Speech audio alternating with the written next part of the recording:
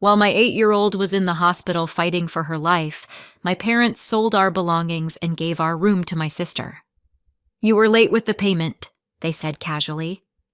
I didn't cry. I took action. 3 months later, they saw us and went completely pale. We got released on a Tuesday afternoon, which felt wrong on principle.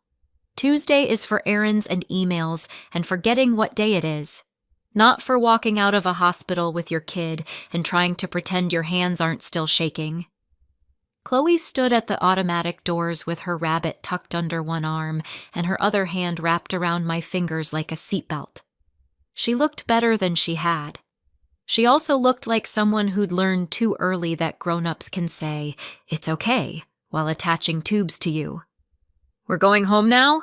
she asked, as if I might change my mind and swing back toward the elevators.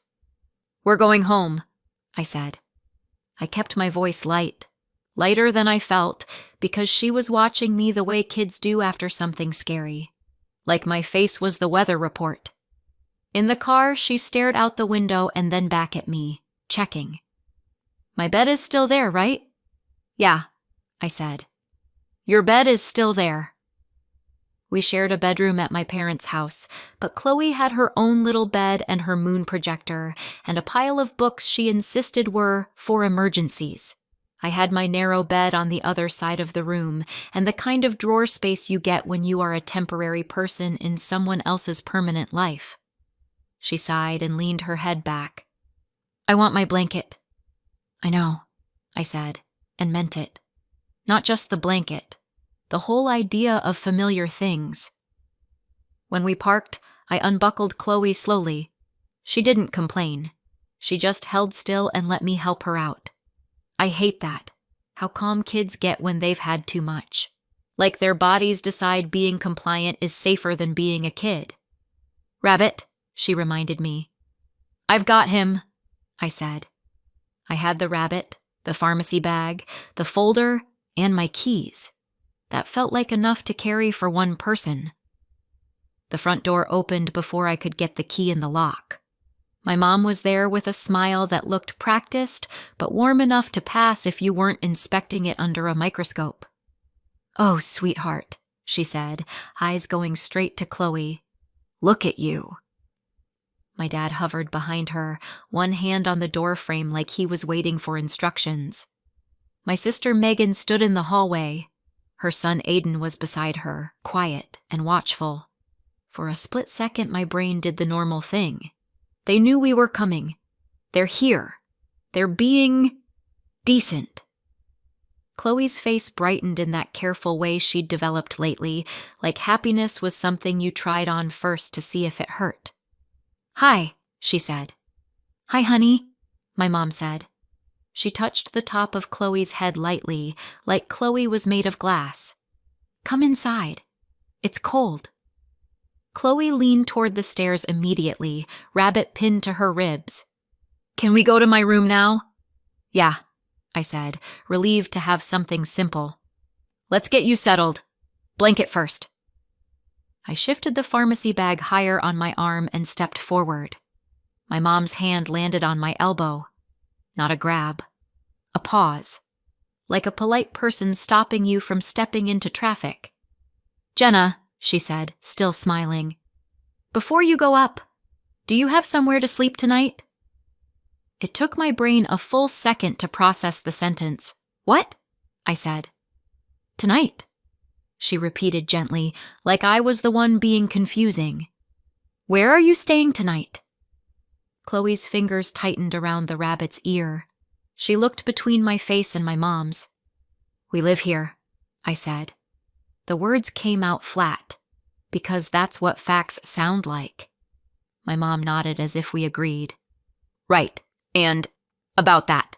There it was, the little tilt in her tone, the "you're not going to like this," wrapped in politeness. My stomach tightened. "About what?" My mom exhaled softly. "Megan's been using your room." I stared at her. "My room." "The room you were using," she corrected immediately, like she could edit reality with vocabulary. Chloe's head lifted. "My bed is in there. Megan's eyes flicked away. Aiden suddenly became fascinated by the stitching on his own sleeve. My dad cleared his throat. "Jenna, no," I said, quiet but sharp. "Explain it." My mom's smile stayed. It didn't crack. It just held. "You weren't here for 2 weeks." "I was in the hospital." "Yes," she said quickly, like she was agreeing with me. "And during that time, you weren't using the room." The sentence felt insane in my mouth, like saying it made me complicit in it.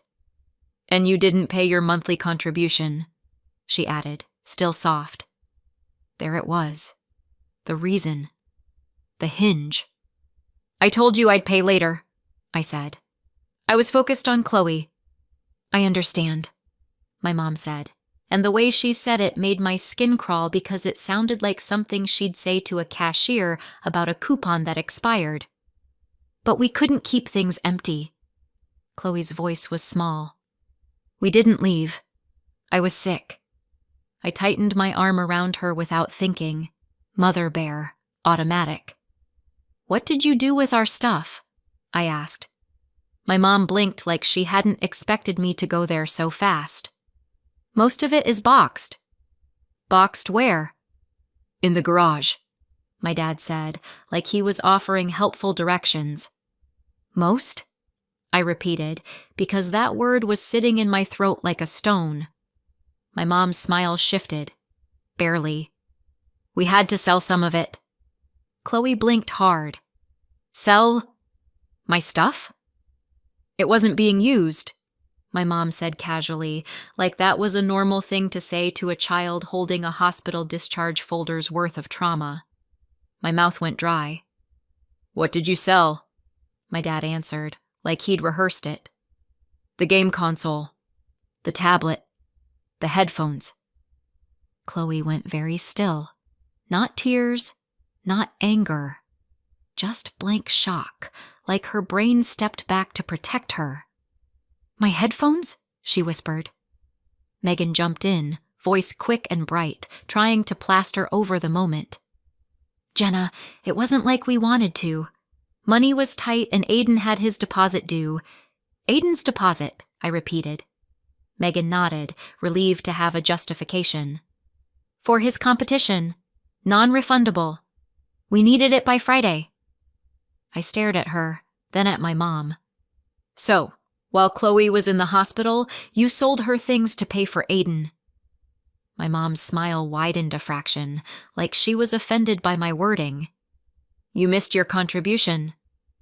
Chloe's hand slid into mine, tight enough to hurt. "Show me the boxes," I said. We walked to the garage. The garage smelled like dust and cold concrete. Stacks of boxes lined one wall. Some had my kid's name on them in thick marker. Chloe, clothes, Chloe, books, written in my mom's handwriting. Chloe reached out and touched the letters with 2 fingers. "That's my name." "I know," I said. Behind us, my mom followed like this was a reasonable tour. "We kept the important things." "Like what?" I said before I could stop myself. "The stuff that doesn't have a resale value?" My dad's jaw tightened. My mom's smile flickered.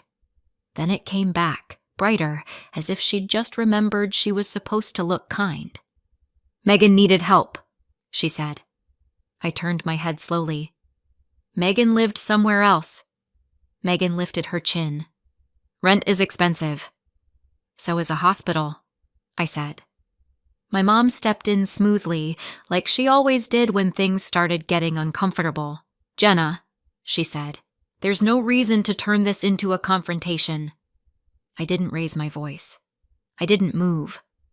"So," I said, keeping my eyes on her because Chloe was right there. "While Chloe and I were in the hospital for 2 weeks, you moved Megan and her son into our room." My mom made a small, precise motion with her hand. "No," she said. "Not exactly." I paused. "We moved Megan into your room," she continued calmly. "Aiden is in the guest room." There was a beat where my brain tried to understand why that distinction mattered. The guest room, I repeated. Yes, she said, relieved, like she'd just corrected a minor detail that had been bothering her. Chloe frowned.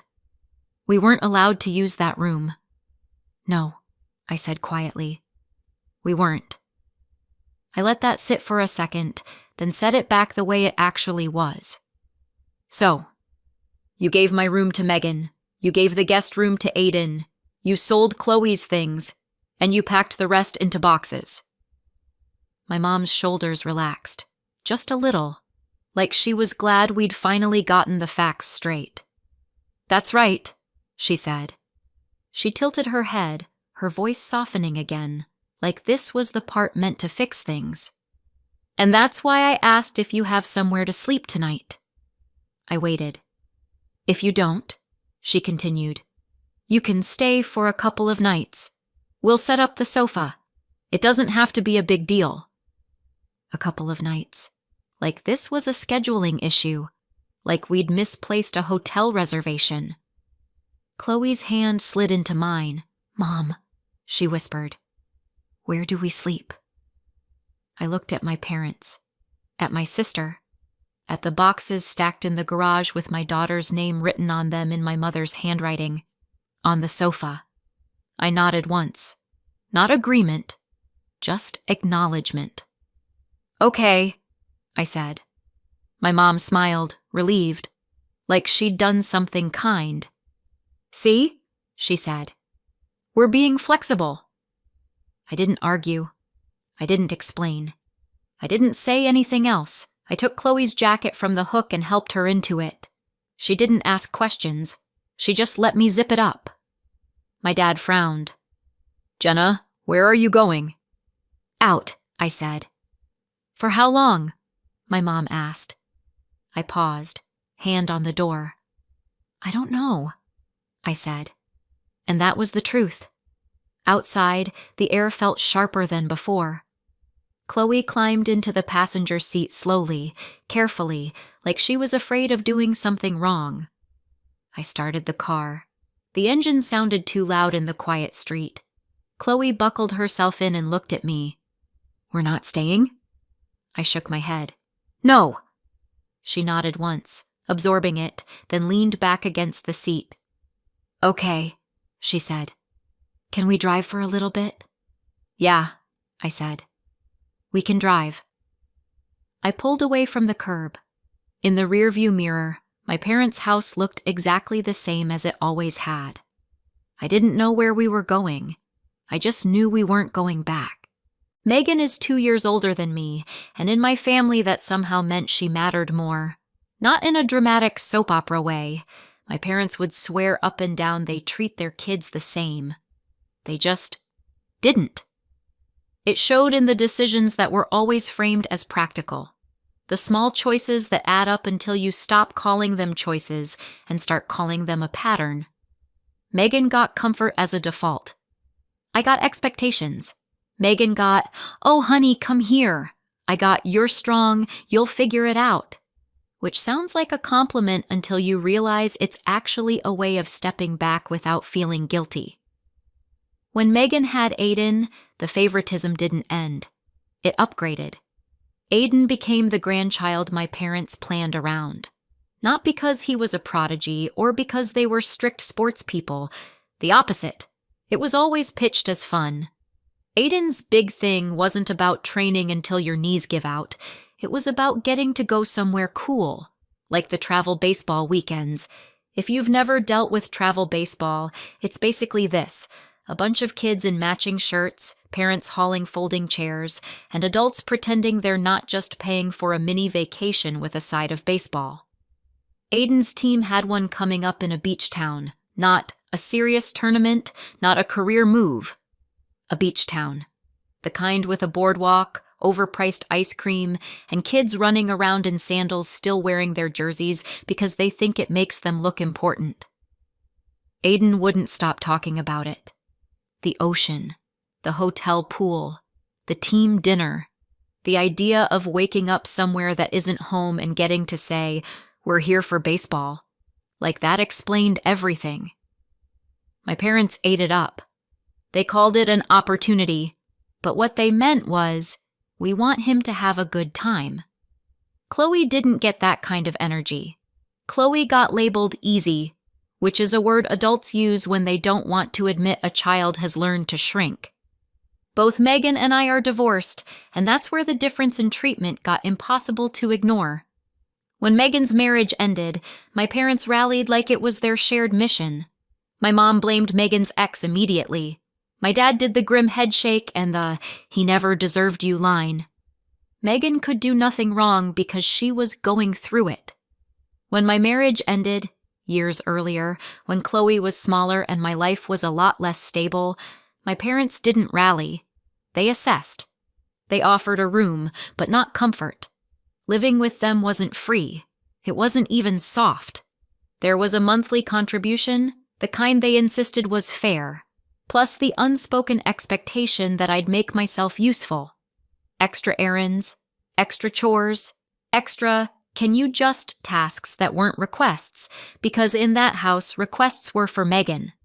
I paid to live there, and then I paid again in labor. I did it because I had to. Because rent doesn't care that you're exhausted and single-parent math doesn't magically stretch. What made it sting wasn't paying. It was watching money become optional when it was for Megan. My parents would hand her cash for Aiden's stuff. They'd cover little extras without discussion: new cleats, a team hoodie, the deposit that had to be paid by Friday. Everything was urgent when it was for him. Everything was flexible when it was for her. But when it was me, it was always rules, always deadlines, always "we can't." Before Megan's divorce, before Aiden's beach weekend baseball dreams, before my parents started treating me like a tenant with chores attached, there was one other adult in that house, my Grandma Helen, my mom's mom. When I was little, 6 maybe, she was just there. Not in the background, in the room. In the way that matters when you're a kid and you don't know you're keeping score yet. I remember one night I couldn't sleep because Megan was crying in her room again. Not hurt crying, performance crying. The kind that made my mom rush in like the house was on fire. I was standing in the hallway in my socks, too small to do anything except listen. My grandma found me there. She didn't tell me to go back to bed. She didn't say, "Stop lurking." She led me into the kitchen, set a glass of water on the table like it was a serious appointment, and slid a cookie toward me like she was bribing a tiny witness. "Your sister's loud," she said quietly. I snorted. I couldn't help it. It slipped out. She didn't scold me for that either. She just tilted her head and said, "You're allowed to have feelings, you know." No one had ever said that to me like it was a fact. That's what I remember most. Not some grand gesture, not a big speech. Just an adult making room for me in a house where attention was always already spent. And then she disappeared from my life so cleanly it felt like someone erased her. Her chair stopped being at the table. Her mug stopped being in the cabinet. I asked where she went, and my mom answered without looking up from whatever she was doing, like it was a question about the weather. She left. That was the first version. After that, the versions multiplied. She was difficult. She was dramatic. She always wanted something. She couldn't be trusted. Sometimes my mom implied money. Sometimes she implied betrayal. The details changed, but the rule didn't. Don't ask, don't miss her. Don't bring her up. So I didn't. When you're 6, you don't argue with the person who feeds you. You just learn what topics cost too much. You swallow the memory and tell yourself you must have misunderstood what you felt back then. I knew she was alive somewhere about an hour away. That was all. A fact on the edge of the family map.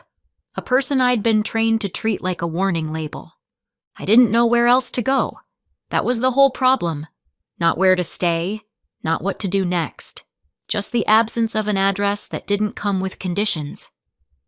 Chloe sat in the passenger seat, Rabbit tucked under her arm, staring straight ahead like if she didn't look at me, I wouldn't have to explain anything yet. "Are we staying somewhere?" she asked.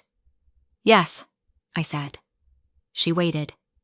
"I'm just figuring out where," I added. She nodded once. Didn't ask again. That's when I knew she understood more than I wanted her to. I drove for a few minutes with no destination, just movement. Then I pulled into a parking lot and did the one thing my mother had trained me not to do. I called my grandma Helen. I still had her number. I didn't know why I'd kept it. Habit, maybe. Or the part of my brain that refuses to throw away exits. It rang twice. "Hello?" Her voice was calm, not suspicious, not guarded.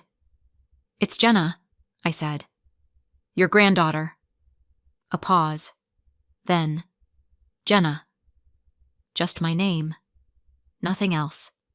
No accusation. No why now. "We need somewhere to stay," I said. I didn't soften it. I didn't dress it up. "Where are you?" she asked. I told her.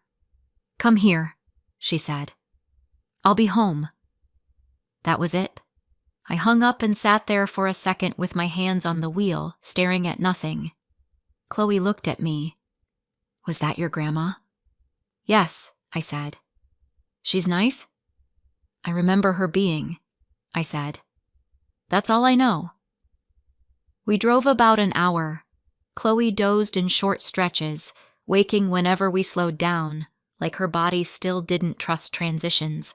When we arrived, the building was small and quiet. No drama, no luxury. Just there. My grandma Helen opened the door before I knocked. She looked older than I remembered and exactly the same in the ways that mattered. Her eyes went straight to Chloe. "Oh," she said softly. "Come in." No questions. No hesitation. She stepped aside and let us enter like it was obvious we belonged there. Chloe hovered near me. My grandma didn't reach for her. She didn't crowd her. She just said, "Couch is fine," and set a blanket down like she'd already decided Chloe was staying. Water appeared. Then silence. Chloe curled up under the blanket without being told. Rabbit under her chin. She didn't say thank you. She didn't need to. My grandma sat across from me. "What happened?" she said. Not why. Not what did you do. Just what happened. I told her the short version. Hospital. Discharge. Came home. Room gone. Things boxed. Some sold. Her jaw tightened. "They sold her things," she said. "Yes." "For what?" I hesitated for half a second, then said it. "A deposit for Aiden. Travel baseball. Beach weekend." That did it. My grandma let out a short breath through her nose. Not a laugh. Not quite anger. Recognition. "Your mother," she said. Chloe shifted slightly. "They sold my headphones." My grandma's face softened instantly. "I'm sorry, sweetheart." Chloe nodded like she didn't trust herself to speak. My grandma turned back to me. "She told you I left?" "Yes." "Did she tell you why?" "Different reasons," I said. "Depending on the day." My grandma nodded. "I lived with you when you were little. I worked. I helped. Then I hurt my back. Couldn't do what I used to. Couldn't be useful anymore." She didn't raise her voice. She didn't dramatize it. "When I stopped being useful," she said, "your mother decided I was a problem." That explanation fit everything too cleanly to argue with. She sat there for a moment, hands folded, looking past me at Chloe curled under the blanket like she was trying to take up as little space as possible.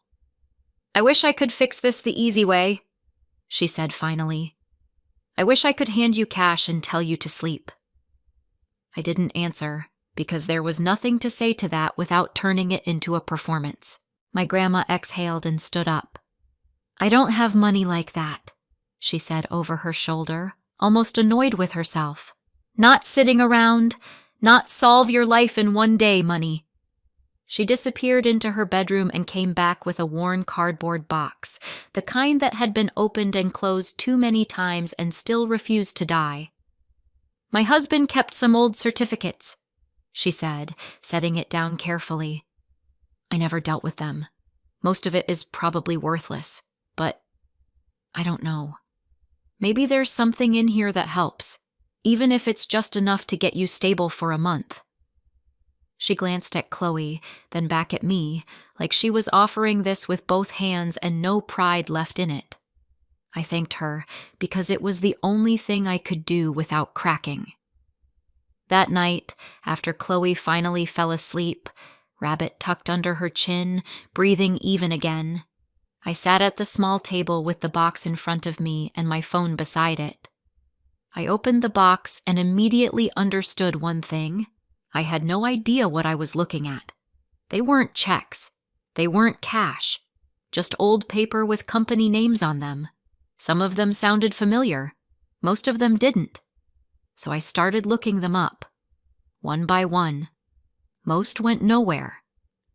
Companies that didn't exist anymore. Names that led to dead pages or collector forums. A few were technically worth something, but nothing that would change anything. Enough to buy groceries, maybe. Enough to feel disappointed. Then I pulled out one that said, Apple Computer Inc. I stopped. Not because I know finance, because I know what Apple is. I checked the paper again, just to make sure I wasn't misreading it. There was a note attached, faded but clear. $400. I looked it up, expecting maybe a few thousand if I was lucky. Enough for a deposit somewhere cheap. Enough to breathe for a month.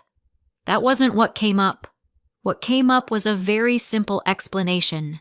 Shares bought decades ago don't stay the same. Over the years, they multiply. I did the math. If he bought about $400 worth back then, that was 18 shares. Those 18 shares had turned into 4,032 shares. I pulled up the current price. I typed it in. I stared at the number on my screen until my eyes stopped trying to reject it. $1,090,051.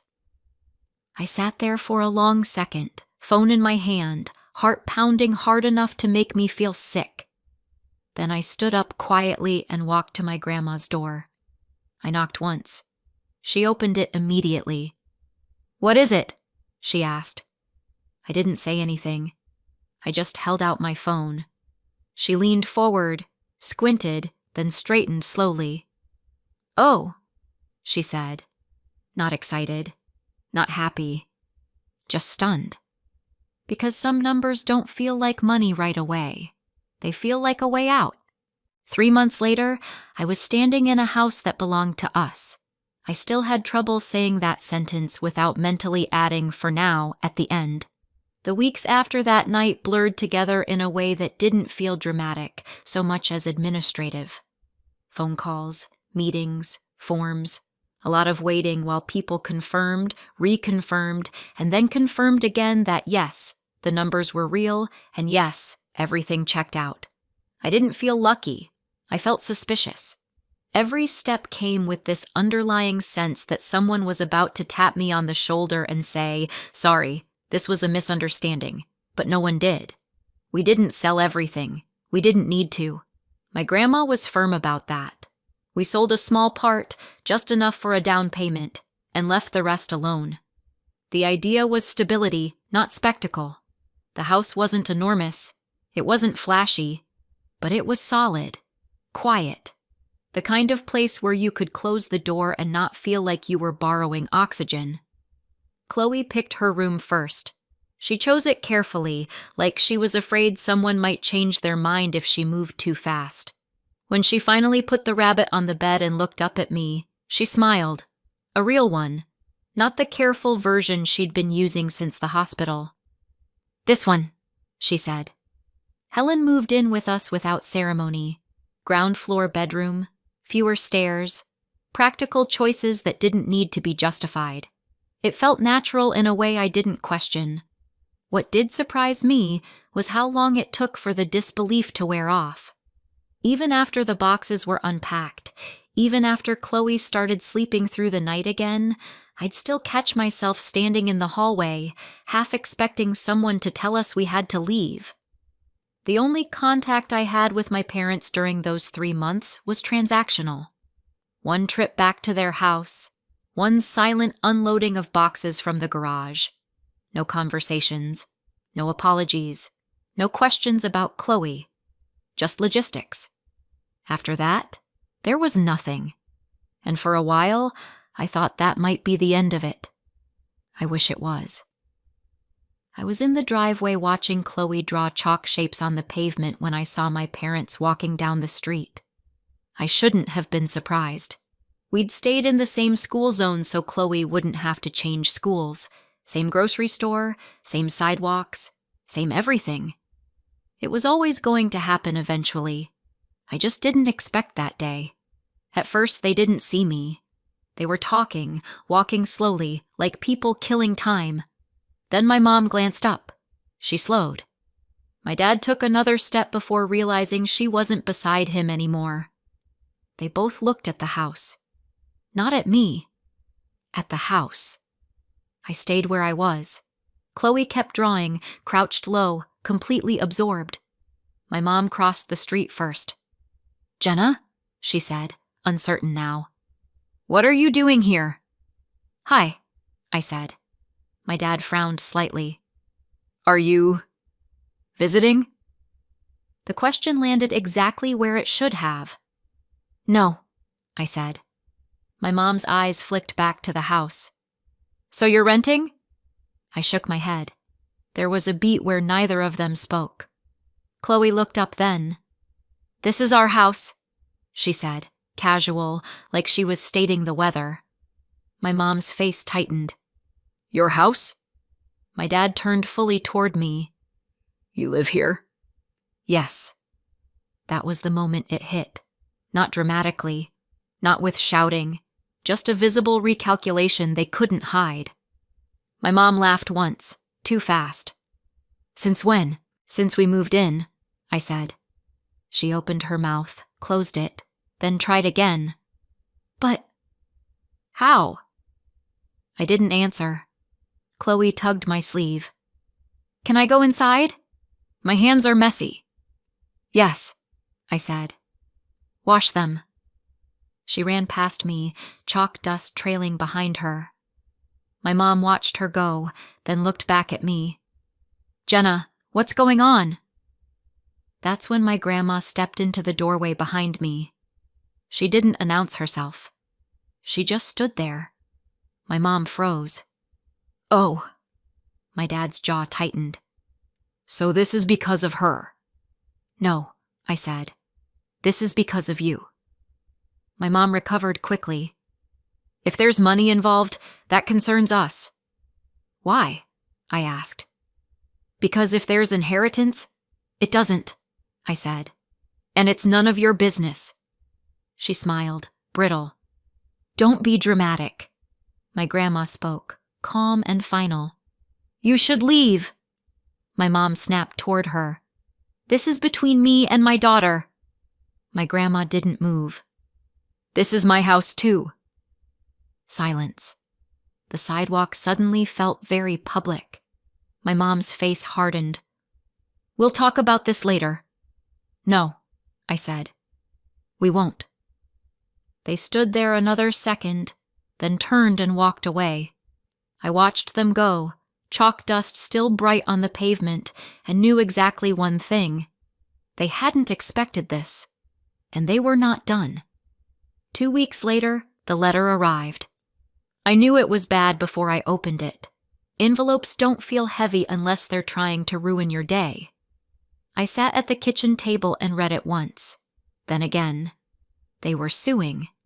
Elder financial abuse, undue influence, claims that Helen wasn't capable of making decisions, claims that I had manipulated her, claims that the Apple stock belonged to my mom because it had been her father's. I stared at that line longer than the rest. The Apple stock.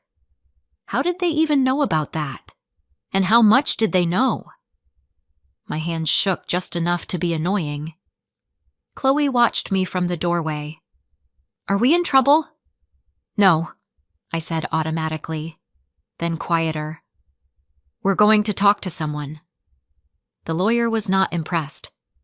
These cases happen all the time, she said, scanning the paperwork. People smell money and panic. Your grandmother is competent. The documentation is clean. This is intimidation. Helen snorted. I told you. Still, it rattled me, because it wasn't just money now. It was my parents deciding that if they couldn't control me, they'd try to threaten me legally. Around the same time, messages started trickling in. Is it true you took your mom's inheritance? Your parents are worried about Helen. This doesn't look good, Jenna. Smear campaign. Soft launch. I didn't respond. I didn't need to. The truth doesn't require a press release. Then Chloe broke. She came home from school quiet one day, sat on the couch, and didn't touch her snack. Aiden kept asking questions, she said finally. What kind of questions? About the house. About money. She swallowed. I told him about the Apple stock. My stomach dropped. What exactly did you say? That it was from Great-Grandma. That it was a lot. I didn't say numbers. She looked at me, eyes filling. Is that why Grandma and Grandpa are mad? I pulled her into my arms. No, this is not your fault. But, Chloe, I said firmly, adults are responsible for what adults do, not kids. She nodded against my shoulder, still shaking. That night, Helen made a decision. She moved the remaining stock into a trust, named me the sole beneficiary. Clean. Locked. No room for interpretation. They don't get to scare you, she said. Or her. I slept that night, for the first time in months. The lawsuit unraveled faster than I expected. Not in a dramatic way, in a quiet, procedural way. My lawyer asked for documentation. Medical evaluations were submitted. Timelines were laid out in plain language. Then the letters stopped coming. No new filings, no follow-ups, no next steps. A week passed. Then another. When I asked my lawyer what that meant, she said, it usually means they don't want to keep pushing. After that, the tone changed. What had been accusations turned into misunderstandings. What had been urgent became vague. And eventually, there was nothing. I didn't let it end there. After the lawsuit fell apart, I filed a separate claim, small, specific, and very boring on paper, for what they had actually taken. The things they sold while Chloe was in the hospital. Not emotions, not trauma, not family dynamics. Just property, inventory, dates, receipts, a list of items with price tags attached. My lawyer warned me it wouldn't be dramatic. She was right. It wasn't. They pushed back at first. Not aggressively, just enough to pretend they were offended. Then the paperwork kept stacking up, and the pretending stopped. A few weeks later, the check arrived. It wasn't a fortune. A few $1,000s, roughly what they'd made selling Chloe's game console, tablet, headphones, and the rest of the things they decided she wasn't using. It felt almost insulting, considering everything, but that wasn't the point. When I held it in my hand, it felt real in a way the lawsuit never had. I sat Chloe down at the kitchen table and showed it to her. This, I said, tapping the paper, isn't a prize. She looked up at me. Then what is it? It's proof, I said, that what they did was wrong, and that people don't get to do that to you. She thought about that for a second, then nodded. So they can't do it again. No, I said. They can't. Word got out. Not about money, not about stocks, not about numbers, but about behavior. about selling a child's things while she was in the hospital, about pushing a single mother out and calling it fairness, about how my grandma had been treated years earlier when she stopped being useful. No announcements, no exposé, just the quiet way people stop answering messages, stop inviting you over, stop defending you when your name comes up. My parents stopped calling after that.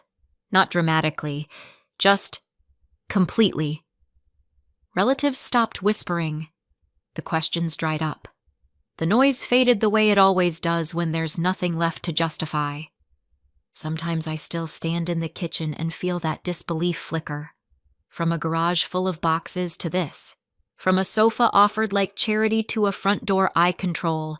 And every now and then, when Chloe laughs too loud or my grandma hums while she waters the plants, I think about how close we came to disappearing, and how we didn't. Not this time. So what do you think? Did I go too far, or not far enough? Let me know in the comments and subscribe for more.